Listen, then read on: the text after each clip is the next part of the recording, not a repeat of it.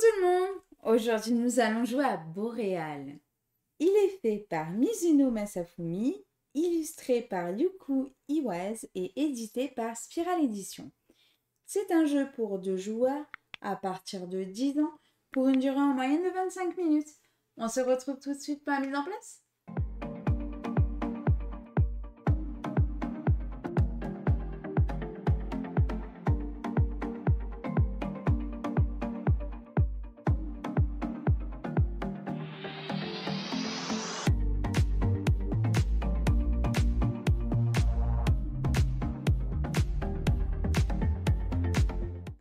Coucou tout le monde! Aujourd'hui, nous allons jouer à Boréal. Ce soir, on part à l'aventure et nous allons essayer de faire la plus belle pyramide dans Boréal.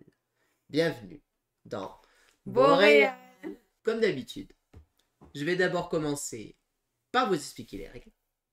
Et puis ensuite, on va faire une partie. Et on commence par Les règles.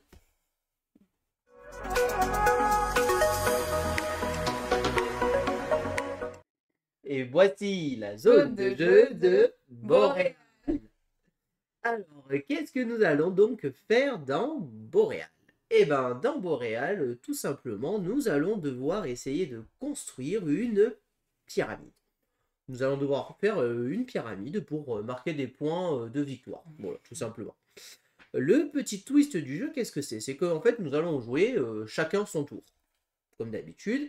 Et nous allons avoir ici un petit curseur. Ce petit curseur va symboliser deux choses. La première chose, ça va symboliser les ressources. Ici, par exemple, ça veut dire que je possède 5 de ressources. Les ressources sont les boussoles. Voilà, on verra, vous entendrez le mot boussole pour les ressources. Mais aussi, ça va nous indiquer les cartes potentielles qu'on pourra acheter. Parce qu'à notre tour, on a le choix entre deux actions. Ou acheter une carte, ou réserver une carte. Pour acheter une carte, il faut avoir le coût indiqué. Donc par exemple, cette carte, elle me coûte 3, cette carte, elle me coûte 1, cette carte, elle me coûte 4, tout simplement. Mais aussi qu'elle soit dans ma ligne. Alors moi, par exemple, je me trouve ici, et il faut qu'elle soit dans cette ligne ici, et ici, pour ce côté-là, parce qu'on a la flèche qui l'indique. Qu'est-ce que ça veut dire? Ça veut dire que ce joueur-là, qui sera incarné par Gaelou, ne pourra pas acheter ces cartes-là. Elles sont indisponibles, puisqu'il faudrait que sa flèche soit à ce niveau, même si elle a les sous pour acheter la carte, tout simplement. Donc voilà. Une action possible, j'achète tout simplement une carte. Voilà, je prends ça, je la pose, et je dis, je paye une boussole, et j'achète une carte, et je la mets en bas de ma pyramide. On va faire une pyramide de 4 par 3 par 2 par 1. Voilà, tout simplement. Comme dans toute pyramide, on commence par faire la base, puis le deuxième étage, et ainsi de suite. Voilà. Une fois qu'une carte est achetée, elle est tout simplement remplacée. Voilà, ça c'est comme d'habitude. L'autre action que je peux faire, c'est réserver une carte. Réserver une carte, je réserve la carte que je veux. Je dis, je prends cette carte, je la mets sur le côté, par exemple, je la mets ici, et elle est réservée. Elle n'est pas achetée, et au prochain tour, au lieu d'acheter une carte qui est présente sur ma ligne, je pourrais acheter cette carte-là. Voilà. Voilà ce que c'est les deux actions possibles, acheter une carte ou réserver une carte. Évidemment, quand j'achète une carte, par exemple je pèle celle-ci à 3, je descends de 3 et j'arrive ici. À la fin de mon tour, on va gagner nos ressources. Nos ressources, c'est quoi? C'est les boussoles qu'on va pouvoir gagner. Si on est à 0, on gagne 2 boussoles. Si on est à 1, on gagne 1 boussole. Une boussole. Une boussole. Et ensuite, on va additionner en fait toutes les boussoles qu'on possède, qui sont sur notre pyramide. Par exemple, ici, je gagnerai une boussole, parce que j'ai acheté cette carte. Par contre, attention, si je suis comme ceci, j'aurai 2 boussoles. Mais si jamais je construis une carte au-dessus, chose que je vais forcément faire à un moment donné, ces 2 boussoles-là ne génèrent plus de revenus. Il n'y a plus que celle-ci qui génère de la revenu. À chaque fois qu'on va monter d'un étage, celles qui se retrouvent superposées ne nous feront pas gagner des boussoles supplémentaires. Voilà, tout simplement. Donc ça, c'est quelque chose à retenir et d'assez important. Et donc, on va jouer comme ça au tour par tour. Et à partir du moment où l'un des joueurs a construit entièrement sa pyramide, la partie est terminée. Et on fait le décompte des points de victoire. Qu'est-ce que c'est les points de victoire? Les points de victoire sont symbolisés par les petits livres qui sont présents ici. Par exemple, cette carte-là, elle me rapporte 3 points de victoire. On va avoir des cartes, quand on les prend, elles vont avoir un effet immédiat. Donc là, je ne vais pas vous expliquer tous les effets. À chaque fois qu'on prendra une carte, on vous expliquera l'effet. Et on va avoir des cartes, par exemple celle-ci, elle nous dira, je marque des points de victoire équivalents à la carte située à sa gauche. Voilà. Donc je ne vais pas rentrer dans les détails dans tous les scorings, puisqu'il y en a plusieurs. On a une tuile L de jeu ici qui est vraiment là pour rappeler ici tout ce qui va être les effets de pose de carte immédiat. Et de l'autre côté, tous les effets de points de partie. Voilà, tout simplement. Donc, on pourra tout simplement se référer à ça. Certaines cartes, vous verrez, ont des conditions de pose. On ne peut pas les poser au premier étage. Tout simplement. Et donc on continue comme ça. Et dès qu'on a fini la pyramide, on fait le cumul des points. Et celui aussi celle qui a le plus de points de victoire remporte la partie. Et là, je vous ai déjà expliqué toutes les règles de Boréal. On commence la partie.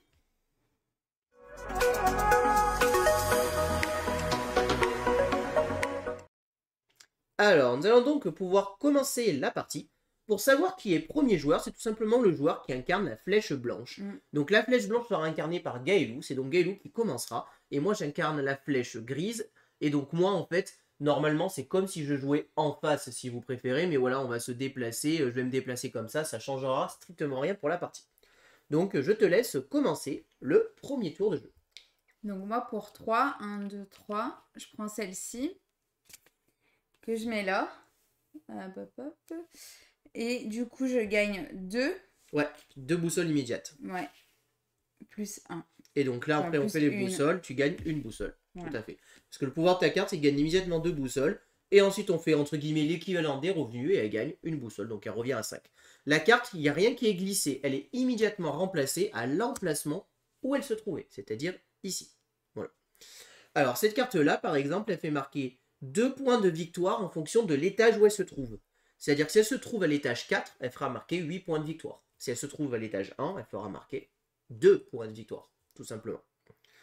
Donc je vais pouvoir acheter une première carte. Alors moi, ce que j'ai envie d'acheter, je vais dépenser 3 et je vais acheter cette carte-là. 1, 2, 3.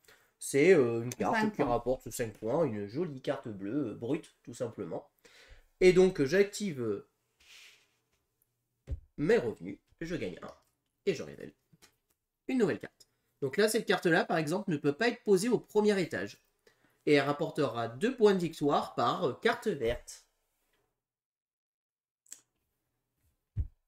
Moi, je vais prendre pour 3. 1, 2, 3. Ça. Et donc là, tu as un effet de pause immédiat. Cet effet de pause, c'est que ça te permet de réserver une carte gratuitement. Exactement. Et du coup, je vais réserver celle-ci. Voilà. Alors, on n'a pas de limite de cartes dans notre réserve. Voilà, pour info. Ensuite, tu fais tes revenus, tu gagnes donc 2. Et on complète les 2 cartes. Alors, ça, c'est une carte qui nous fait marquer 2 points de victoire par carte rouge qui sera adjacente à cette carte-là. Et cette carte-là, vous voyez qu'elle n'a pas de couleur. C'est une carte particulière. C'est ce qu'on appelle une carte archive. Alors là, c'est une carte archive très brute. Elle coûte le plus cher possible. Elle coûte 8.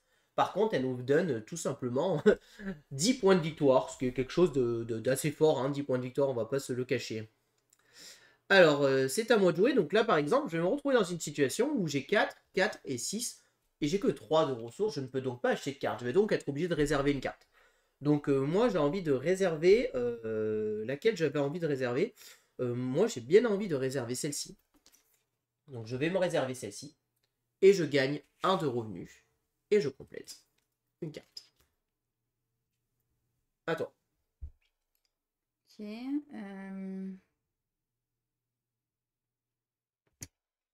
Moi pour...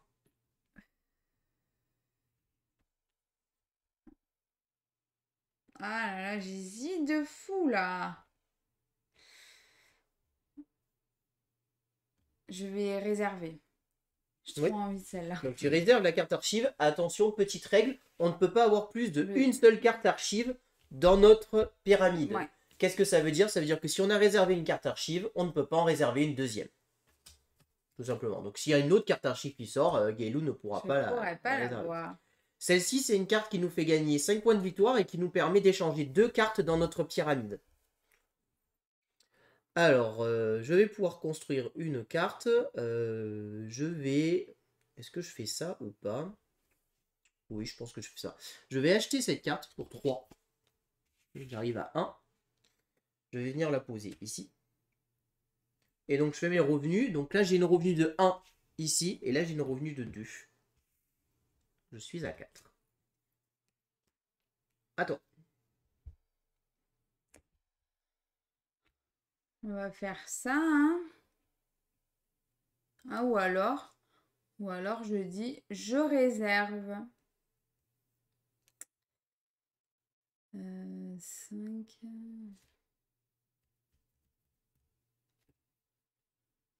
Je réserve celle-ci.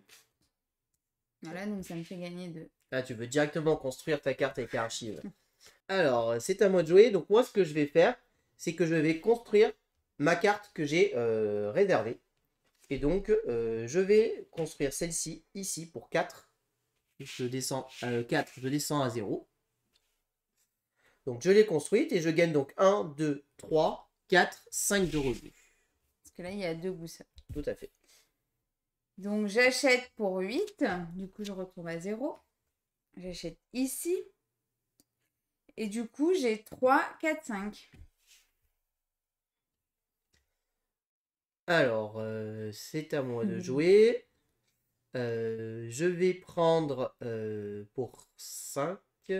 Non, pas pour 5. Je pense que je vais réserver une carte. Je pense que je vais réserver cette carte-là. Je la mets sur le côté, je la réserve. Et je gagne donc 3 de revenus. Et j'arrive à 8. Et donc ça, c'est une autre carte archive. Alors ça, c'est une carte archive particulière. Elle fait que 2 points de victoire. Par contre, elle fait 3 de revenus. Ouais, je peux pas la prendre.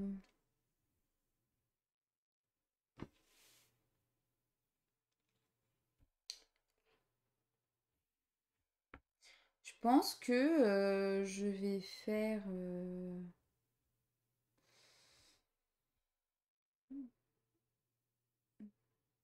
Je sais pas pourquoi j'hésite en fait, mais c'est pas grave. Je vais faire celle-ci pour 4. Et je vais la mettre là. Voilà. Et donc là, j'ai 1, 2, 3. Tout à fait, puisque tu as 2 cartes qui sont recouvertes en termes de revenus. Alors, c'est à moi de jouer. Donc moi, j'ai 8. Donc là, je peux acheter ce que je veux. Donc, je vais... Alors, j'hésite à prendre cette carte. Non, je vais pas prendre ça.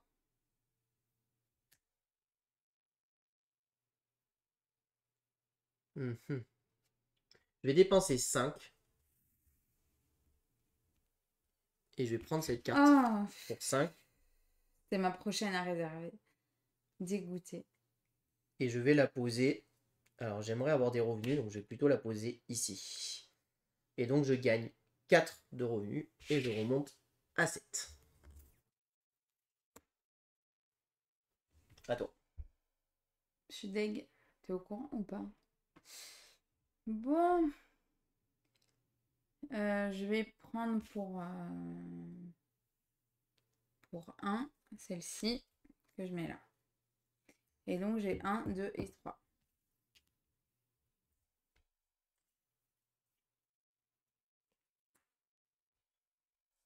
Alors, celle-ci, c'est une carte qui nous fait perdre 1 de boussole au moment où on l'achète, mais pas à nous, à notre adversaire. Ah, ok. Ça impacte l'adversaire. C'est une carte à interaction. Voilà. Tout simplement. Alors, moi, ce que je vais prendre, c'est que je vais dépenser 6. Et je vais acheter cette carte. Que je vais mettre ici. Bien, ça te fait 5 en plus.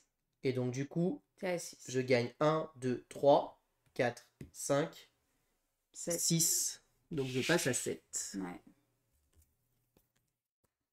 T'aimes bien rester à 7. Mm. Oh, Qu'est-ce qui vient d'arriver? Ça me plaît pas, là. Hein? Ah oui, elle est méchante celle-là. Euh, C'est à toi de jouer. Ouais. C'est bien de faire ça. Ça me fait 2 trucs. Je suis à 6, ça. Et ben, on va faire ça. Je vais acheter pour 4. Donc, je retourne à 2. Et j'y mets là. Je peux le mettre là? Non. Oui, oui, bien Si? sûr. Ah ouais? Bon, je vais le mettre là quand même. Truc qui sert à rien, tu sais. Ça, et du coup, j'ai 1, 2 et 3.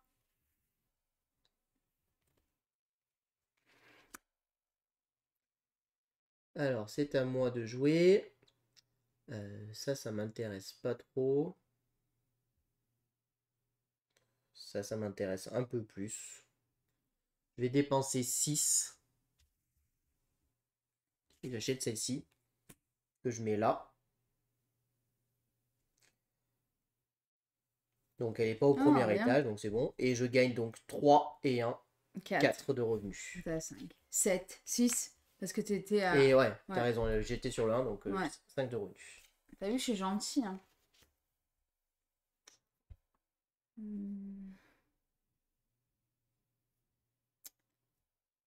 Je vais réserver une petite carte. Celle-ci. 1, 2 et 3.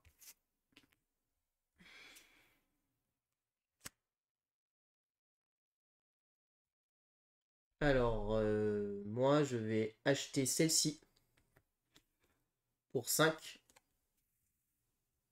Et je vais venir la placer ici. Donc, celle-ci, c'est quoi? C'est que je gagnerai Oh, c'est la même. 2 points de victoire par couleur différente autour de cette carte, tout simplement. Je gagne donc 3, 4, 5, plus 1, 6. J'arrive à 7. À 7. Ça t'intéresse bien, ça aussi, hein?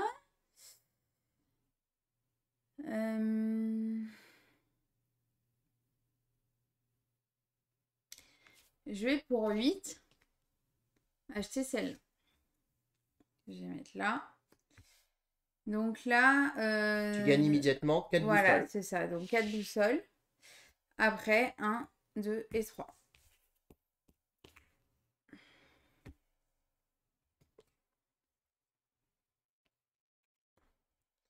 Alors, c'est à moi de jouer. Donc, moi, ce que je vais faire, c'est que je vais construire ma carte que j'avais réservée, ici pour 6. Je tombe à 1. Et je vais la mettre ici. Et le pouvoir de cette carte, c'est que je peux changer 2 cartes de ma pyramide, tout simplement. Et donc, je vais échanger. Je suis en train de réfléchir lesquelles j'échange. Je vais échanger celle-ci et celle-ci, comme ceci. Hop. Et hop. C'est bien ça. Ah oui, ça tombe très bien. Ça te fait 8 en une carte. Ouais, et celle-ci, elle est à gauche de celle-ci et elle me fera marquer Oh, les points. Et donc, je Oh, le marque combo de fou. 3, 4, plus 1, 5 de boussole. Je remonte donc à 6.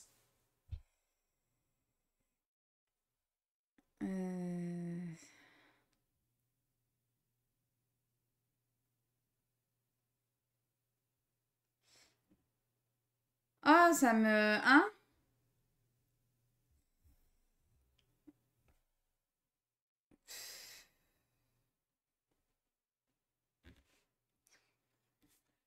J'ai pas des combos comme ça, là. Tac.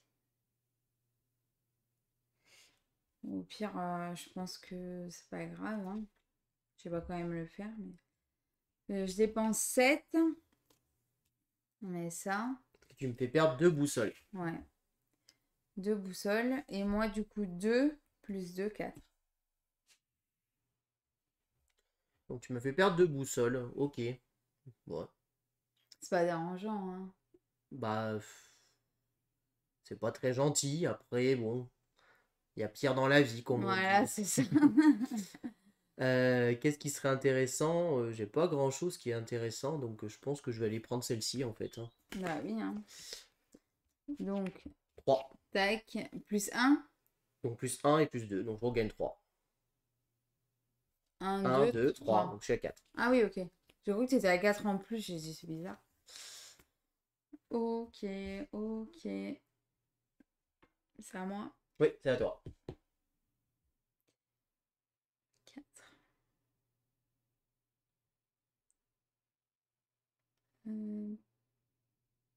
Bah, pour 2, j'achète ça. Ma carte qui était réservée. Et donc tu gagnes 2 Ouais. de revenus. Et donc, ben, je vais mettre fin à la partie. Ah ouais. Je vais acheter pour 4. J'ai même pas fini ma pyramide Je vais là. acheter pour 4 celle-ci, qui était donc là sur le niveau du 4. Je la mets là. Et donc, je gagne 2 plus 1, 3 de revenus. Et donc, j'ai fini la pyramide. Et comme j'étais second joueur, la partie s'arrête instantanément. Si c'était Gaëlou qui avait mis fin à la partie en faisant une pyramide, j'aurais fini mon tour pour qu'on ait le même tour de jeu. Donc maintenant, nous allons faire les points de victoire. Il n'y a pas photo là. Hein. Donc, on va prendre la petite calculatrice pour faire les petits points. Alors, donc, Gaëlou, on va commencer par Gaëlou. Donc, je te laisse me dire tes points. Donc, 9. Donc, on va faire par carte, comme ça on comprendra bien tout. Donc, 5 plus 4. 9, du coup. Oui. Donc là, 4. Plus 4. Plus 5. Donc là, c'était 4, parce que celle-ci, elle fait scorer le même score que la carte de droite. 2, 1, 10 et 3. Donc tu es à un score de 38. Oh là là. Ensuite, c'est à moi de compter. Donc moi, je vais commencer de la balle ici. Donc ici, j'ai 5. Ensuite, ici, j'ai marqué 2 points par carte, 10, du coup. par carte verte. Donc j'ai 1, 2, 3, 4, 5 vertes. Donc je marque 10 points. Et celle-ci me fait marquer autant de points que la carte de gauche. Donc je remarque 10 points. Et voilà. Celle-ci me fait marquer 2 points par étage où elle se situe. Donc 2 2. points. Celle-ci me fait marquer 2 points par carte verte adjacente. Donc 2, 4, 6, 8. Celle-ci me fait marquer 2 points par carte de couleurs différentes. Donc j'en ai 1, 2, 3. 3 couleurs différentes. Donc ça me fait 6 points. Celle-ci me fait 2 points. Celle-ci me fait 5 points. Celle-ci me fait 2 points par jaune. J'en ai pas. Si, t'en as une là. Oui, j'en ai une là, pardon. Excuse-moi, donc plus 2. Et celle-ci me fait 3. T'as mis 5? Ouais. Je remporte, 53. je remporte donc cette partie. 53 à 38. 38. Bien joué. Yes. Bravo, franchement, bravo. On passe au débrief.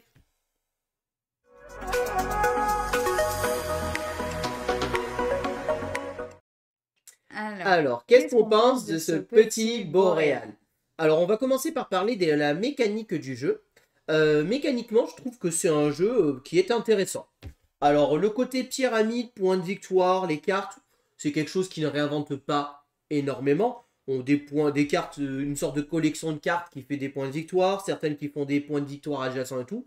Là-dessus, on est sur des terrains connus. Ce que j'aime beaucoup, c'est ce système de ressources qui est assez intéressant. Alors, ne vous attendez pas à un jeu tendu, c'est-à-dire que les ressources, vous avez ce qu'il faut. Mais des fois, vous allez vous retrouver dans des situations avec quand même des dilemmes. Et c'est ça que j'aime bien dans ce jeu. Qu'est-ce que j'aime aussi, c'est cette action réservée. Pourquoi elle est importante? Parce qu'elle va me permettre de réserver une carte que j'ai prévu d'acheter et que je veux surtout pas que mon adversaire prenne.